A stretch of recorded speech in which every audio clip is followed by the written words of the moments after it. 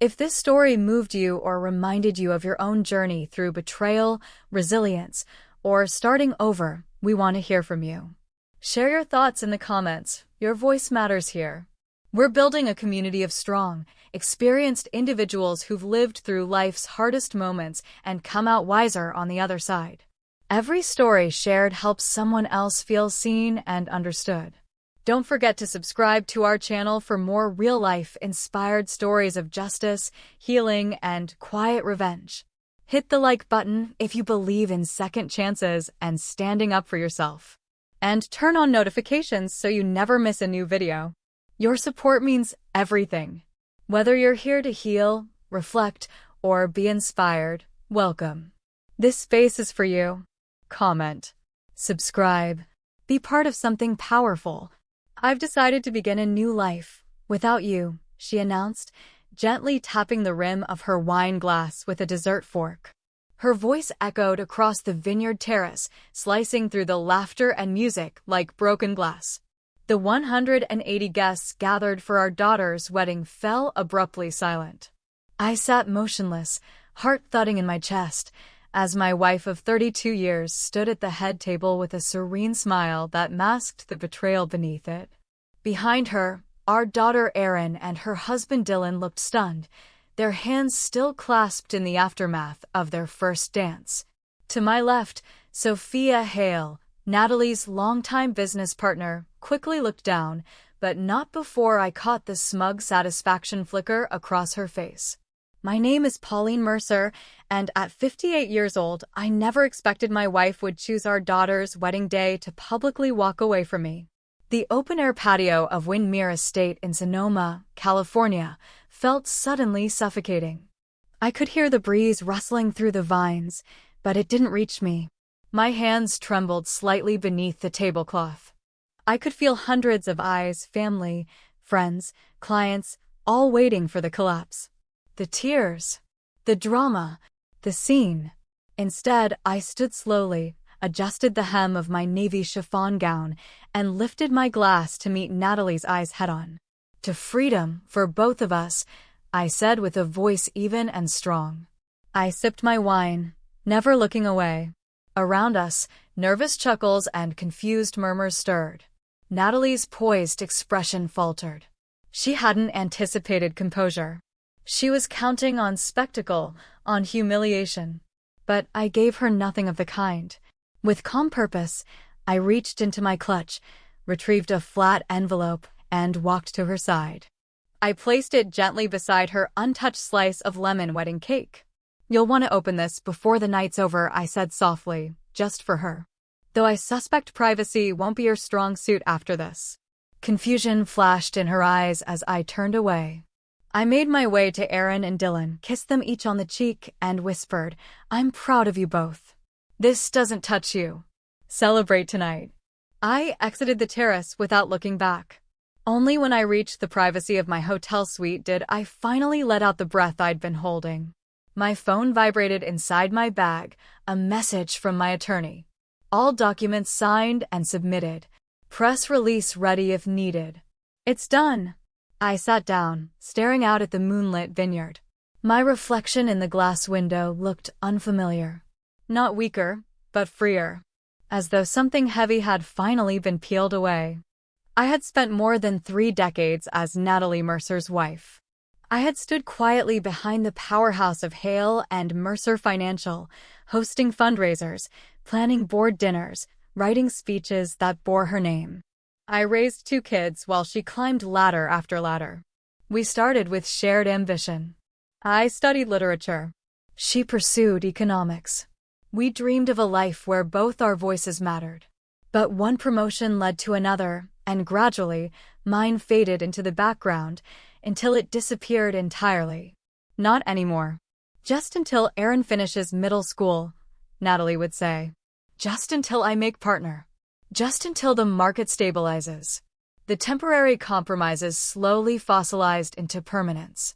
And somehow I'd molded myself into the model spouse for a rising executive, so seamlessly, so convincingly, that I occasionally forgot this wasn't the life I'd planned for myself.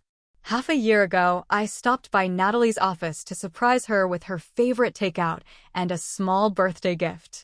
Her receptionist stiffened the moment she saw me. "She's tied up in a very sensitive client meeting," she said too quickly.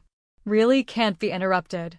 I should have caught the signs: the mysterious weekend board retreats, the late-night strategy calls that required international travel, the conveniently timed business trips to Aspen and Honolulu. But I'd chosen to trust her. Or maybe I'd simply grown numb.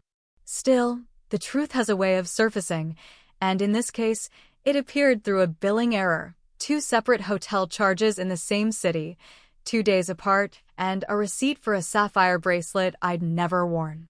I didn't confront her then. Instead, I took note. How Sophia Hale's laugh always seemed a beat too loud at firm functions. How their eyes met during presentations. How they somehow always entered from opposite ends of the room, yet left through the same door. When I brought up the idea of counseling, Natalie waved it off. "We're fine, Pauline. We're just evolving at different speeds. You always overanalyze everything." 2 weeks before Erin's wedding, I discovered emails, hundreds of them. Explicit, intimate, carefully coded messages spelling out their plans for a shared future once Natalie was free of the old constraints. Apparently, she couldn't wait for the ceremony to be over before acting. But Natalie had no idea I'd uncovered far more than romantic betrayal. With help from my cousin Evelyn, a licensed auditor, I traced 4 years of questionable transfers, corporate money rerouted to fund lavish trips, spa treatments, and secret getaways. All cross-referenced, all time-stamped, all packaged neatly into the envelope I'd handed her in full view of her colleagues and family. She announced what? Erin's voice cracked through the phone. It was just after midnight, and I was back in the guest cottage I'd reserved at the vineyard. Originally intended for pre-wedding logistics, it now felt like a refuge. "She told the entire reception she was leaving you?" "Yes," I replied, my voice sounding foreign even to myself. Calm, detached, like I was reading it from a script. "I'm coming over." "You shouldn't be alone." "Are you sure you're okay?" "I'm not by myself," I reassured her gently. Michelle stayed with me. I glanced at my closest friend, who sat beside me, quietly refilling our wine glasses, her eyes steady with support. Michelle had followed me out the moment I stood up from the table, reading the tension in my shoulders before I'd said a word. "Did you already know about her and Sophia?" Erin asked softly. I did, I nodded. "For a few months now." "And you didn't say anything?" Her question lingered. Why didn't I shout? Why didn't I walk away? Because for decades I had played the part of Natalie Mercer's loyal partner, smoothing over fractures for the sake of the family and the firm. But that wasn't the only reason. I needed time, I finally said. Time to gather proof. Time to reclaim my voice. There were loose ends I had to secure first. Michelle gave my hand a firm squeeze, one of the few people who truly understood the steps I'd taken over the past few months. The confidential consultations with legal advisors, the discreet audits, the long hours spent building a rock-solid case. "Mom," Erin said softly, "Dad messaged me. He claims you've ruined him, that you've shredded his legacy out of revenge. He sounds frantic." A dry chuckle escaped me. "That sounds like Natalie," I murmured. "Of course she sees it that way." "What did you do?" I took a long breath. "I didn't destroy anything. I revealed the truth. That's all." I paused before continuing. "Your mother's been misusing firm assets for years, financing her lifestyle and Sophia's luxuries under the company's name. The records are airtight. I made sure the appropriate parties received them." The line went silent for several seconds until Erin finally whispered, "Oh no.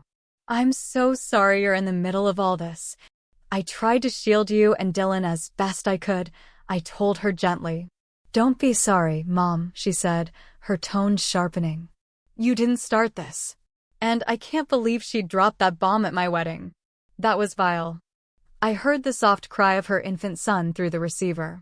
"Henry's waking up," she said. "But I'll be at the cottage tomorrow. No arguments." After we ended the call, Michelle silently poured another glass of Pinot Noir. To Pauline Mercer, finally free, she toasted. I tapped my glass against hers. To rediscovering my voice. And reclaiming the name Pauline Hughes. My birth name. It felt strangely empowering.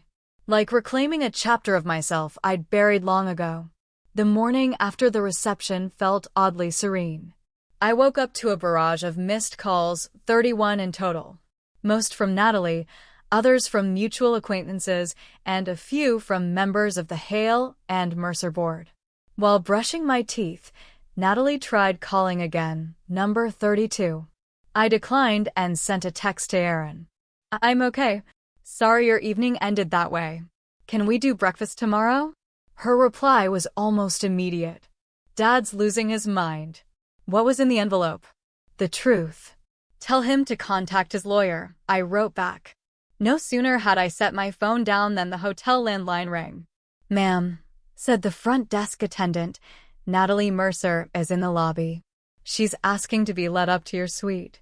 That won't be happening, I said firmly.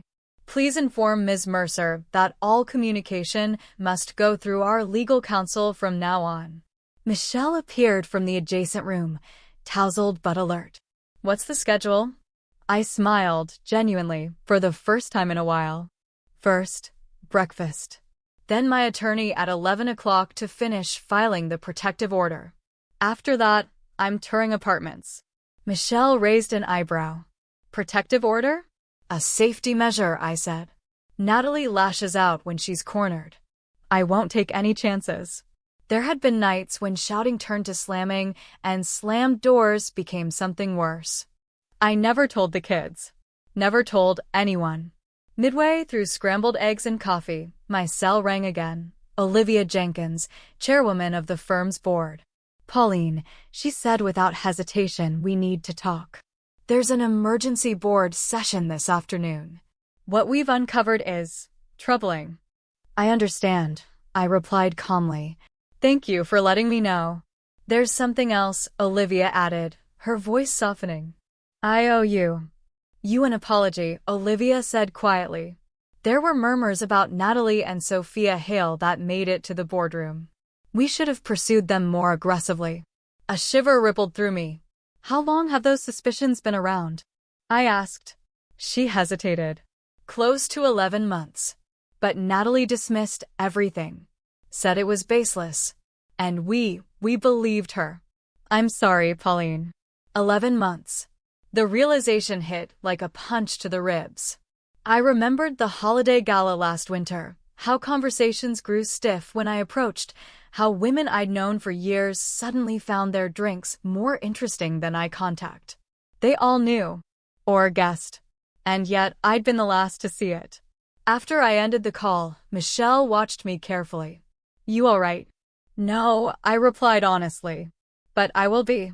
Later that morning, just as we were about to head to my attorney's office, a message buzzed through from an unfamiliar number. You've made a serious error. This isn't the end. Sophia, I muttered, holding the phone up to Michelle. That could be taken as threatening, she said, her expression tightening. Definitely forward it to your lawyer. I nodded, sending it along before slipping my phone back into my bag. In the elevator, my phone rang again. It was Erin.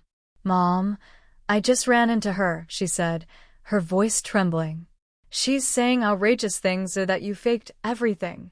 That you've been trying to destroy her for years. Of course she is, I said coolly. She's spiraling. She also mentioned someone. Victor Salazar? She says you've been working with him to trap her. Who is that? The name struck like lightning. Victor Salazar had once been Natalie's business associate, until she pushed him out of their firm over a decade ago. He'd lost his job, his home, almost his entire family.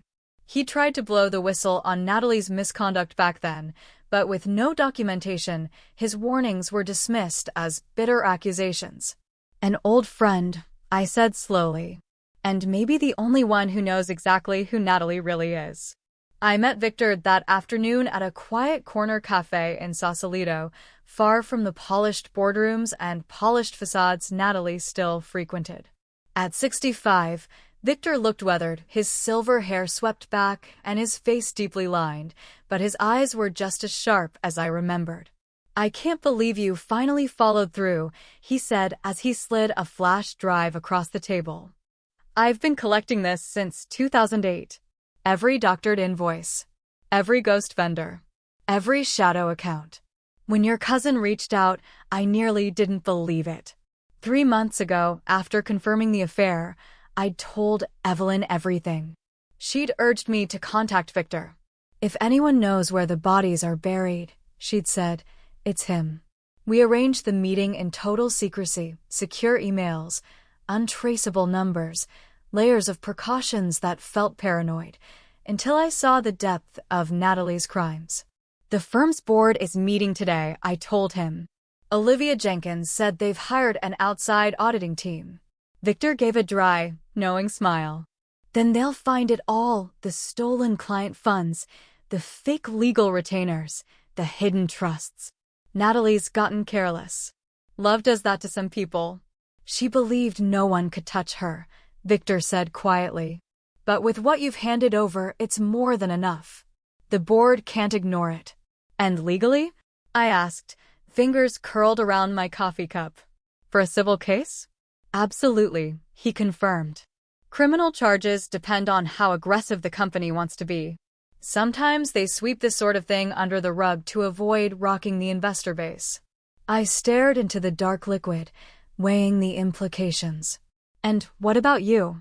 I asked. After everything, will this bring you any closure? Victor leaned forward, expression hardening.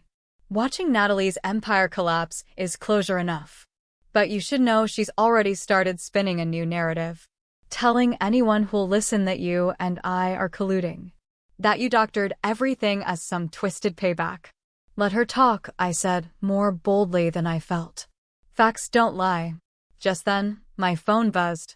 A message from my lawyer lit up the screen. Natalie's attorney requesting emergency sit down. Claims materials were obtained improperly. Wants to discuss a private resolution before board makes decisions. I tilted the phone so Victor could see. He scoffed. She's playing defense before the audit finishes. Classic damage control. Should I consider meeting with them? No, Victor said immediately. You let the board process unfold. They'll uncover the truth on their own. He hesitated, then added, there's something strange you should know. The beach house photos of Natalie and Sophia in Carmel, you left them in the file, right? I nodded slowly. I didn't arrange for those. I blinked. Wait, what? My investigator didn't take those pictures. By the time he got there, someone had already documented everything. Clean work. Long lens, natural light, very professional. I assumed your cousin Evelyn brought in someone else. My stomach dropped. She didn't. We stared at each other, the implications sinking in. Someone else had been watching. But who? Before I could follow the thought, my phone rang again. It was Erin's husband, Dylan. Pauline, he said tensely. Natalie just showed up here at the inn. She's demanding to speak to you. Says you and Victor have been conspiring for years. A pause. Is that true? Were you working with him before all this? I closed my eyes. It's not that simple. Please, just tell me the truth. Yes, I admitted. Victor's helped me gather documentation. But I only reached out after I discovered what Natalie was doing. There was silence. Then, she's telling Erin you've been planning this since before the wedding. That you let the day go forward knowing what you were going to unleash. His words hit me like a blow. That wasn't my intention, I said quietly. What happened at the reception? That was Natalie's choice. Not mine. Later that evening, Olivia Jenkins called again. Her voice was low, strained. Natalie's been formally suspended, she told me. The internal review validated a large portion of your findings. The board has agreed to notify federal authorities and fully cooperate with investigators. Thank you for letting me know, I said. There's more, Olivia added. For legal protection, we've restricted several accounts, including the shared ones you had with Natalie. I'm sorry, Pauline. It's standard when corporate funds are involved. My heart sank. I'd moved some money ahead of time, just in case, but the majority of our assets were still tied up. And now everything was frozen, locked away in shared portfolios and mutual holdings. I understand, I told Olivia, though the truth was still settling in like a slow fog. My financial future had shifted beneath me, and the full weight hadn't even landed yet. For what it's worth, Olivia said gently, I've worked with Natalie for nearly 2 decades, and I never imagined this level of deception. Honestly, betrayal feels too mild. After the call ended, I sat alone in the guest suite, staring at the soft light filtering through the shutters. The last 2 days had felt like an out-of-body experience, as if I were observing someone else's life being dismantled piece by piece. My attorney had urged me to remain nearby while the first legal motions were filed, but staying at the inn had grown increasingly uncomfortable. Natalie had tried twice more to force her way into my suite. After the second attempt, management posted a guard outside my door. A firm knock startled me. Mom? It's Erin.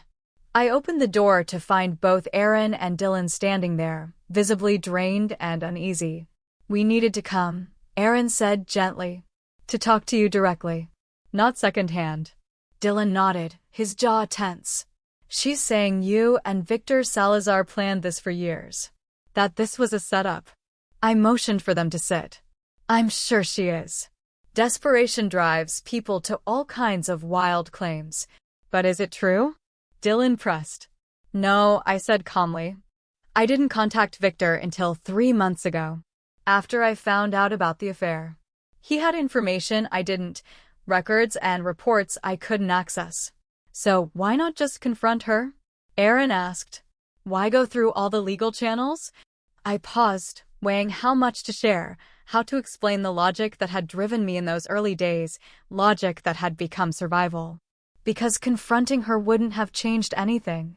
She would have divorced me, spun the story her way, kept her job, and walked away with nearly everything. I looked them both in the eye.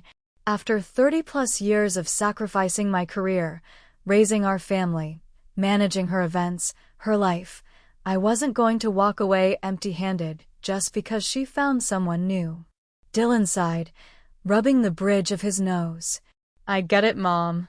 I really do. But you understand, right? Her life's over now. The company, her reputation, it's gone. Criminal charges might follow.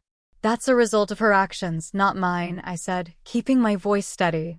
All I did was reveal the truth. Erin reached out, taking my hand. It's just the timing. During the toast? It felt so pointed. That was her decision, I replied. She chose that moment to blindside me. I only made sure I had something to say back. Dylan shook his head. It's just such a disaster. We haven't even unpacked our wedding gifts, and our parents are in the middle of a war. I hate that this touched your day, I said sincerely. I wanted none of this to spill into your celebration. Erin looked up suddenly. She wants to meet. Privately. She says she wants to find a solution before the next step gets out of hand. No, Erin, I said softly, shaking my head. There's nothing left to discuss. What's unfolding now can't be undone.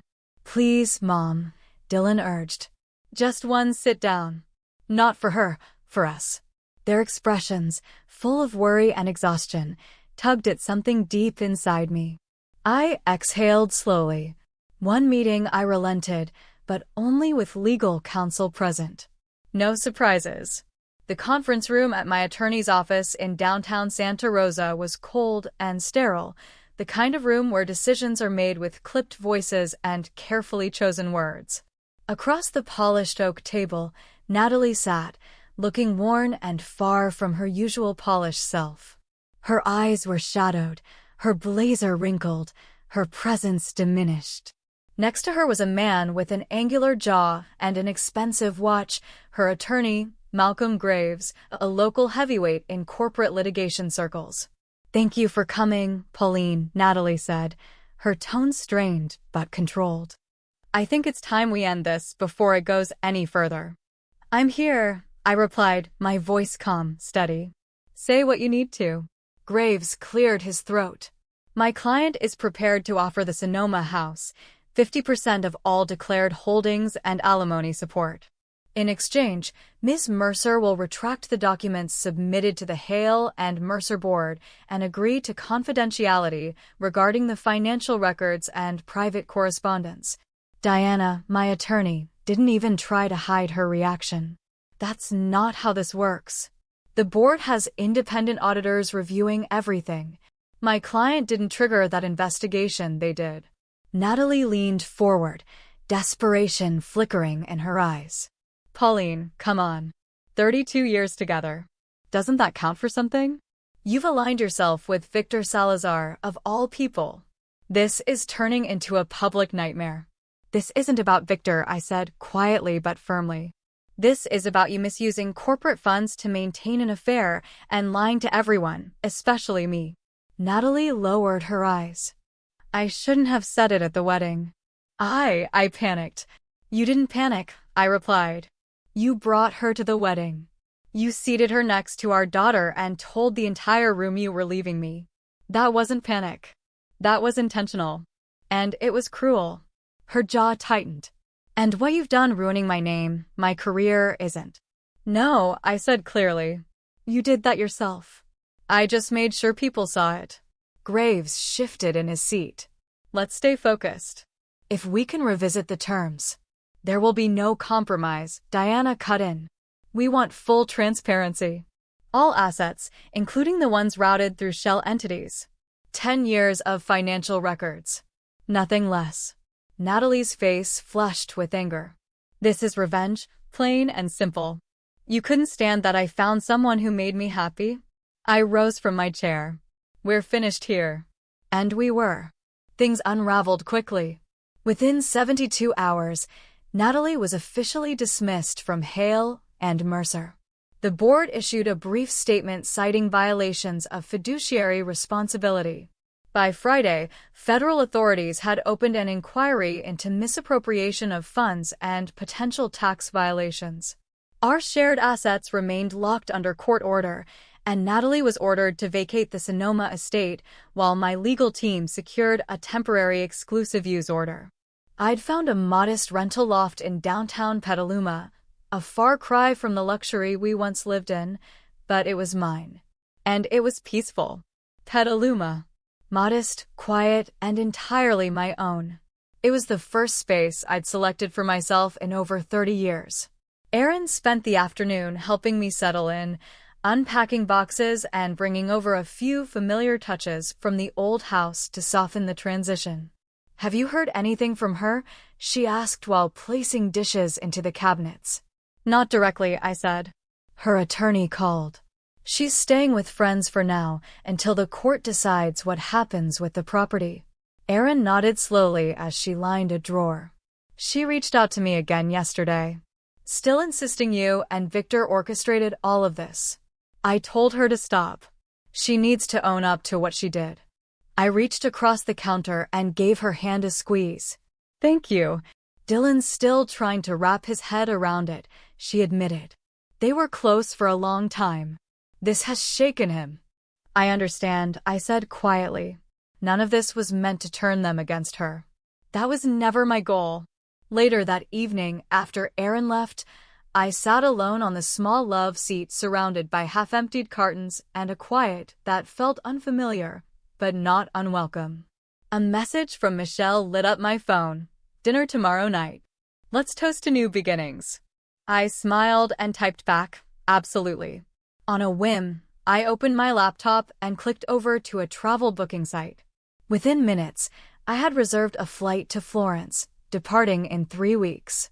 I had always dreamed of standing in front of the Uffizi's masterpieces, seeing the works I once studied before putting art aside for a more practical life. Beside the sink sat the paperwork for reinstating my original name. Tomorrow, I would submit it. Pauline Hughes, not the spouse of a high-powered executive, not someone's accessory. Just me. The Bay Area business news was restrained but decisive. Hale and Mercer co-founder removed amid allegations of misconduct. Federal probe into financial mismanagement confirmed.